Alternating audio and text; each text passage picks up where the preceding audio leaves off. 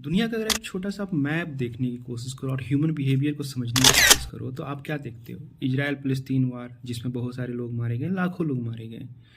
फिर से आप यूक्रेन रसिया के वार को देखो, लाखों लोग मारे गए। अब इधर ईरान और अमेरिका का जो संकट है उसमें देखो हज़ारों लोग मारे गए। तो पूरी दुनिया में आप देखोगे तो ये कौन हैं जो लड़ रहे हैं? ये कौन हैं जो युद्ध कर रहे हैं? इंसान ही हैं। लेकिन कौन इंसान है ये वही हैं जो धर्म की सीमाओं में बंधे हैं, जो देश की सीमाओं में बंधे हैं, जो अपने अहंकार की सीमाओं में बंधे हैं। तो इनसे आप उम्मीद ना रखो कि ये आने वाले समय में अगर आप किसी को जन्म देते हो तो उसके प्रति इनकी सहानुभूति होगी और ये एक ऐसी दुनिया बनाएंगे जिसमें शांति हो, अमन हो, प्रेम हो, भाईचारा हो। भाईचाराओं की भी इन्होंने सीमाएं रखी है देश तक, भाईचाराओं की भी इन्होंने सीमाएं रखी है धर्म तक, भाईचाराओं की इन्होंने सीमाएं रखी है जाति तक।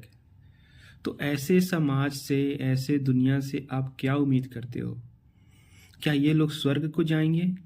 ये यहीं रह के नर्क बनाएंगे, यहीं बार बार जन्मते रहेंगे और इसे और नर्कीय बनाएंगे।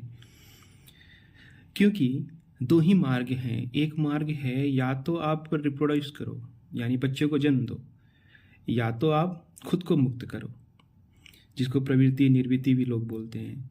तो निर्वृत्ति में जो लगा है उसकी तो कोई टेंशन ही नहीं, वो आ नहीं रहा वापस यहाँ। लेकिन जिस घर में अभी आपको लौट करके आने हैं तो उसको सुखद, उसको स्वच्छ बनाना तो आपका कार्य है ना, क्योंकि आप प्रजनन कर रहे हो, बच्चों को जन्म दे रहे हो। इसका मतलब कि आपकी जो तृष्णा है वो इस संसार की ओर है। तो आप यहाँ अगर लौट के आओगे तो इसे नरकीय ही पाओगे, क्योंकि नरकीय बनाओगे तो नरकीय ही पाओगे।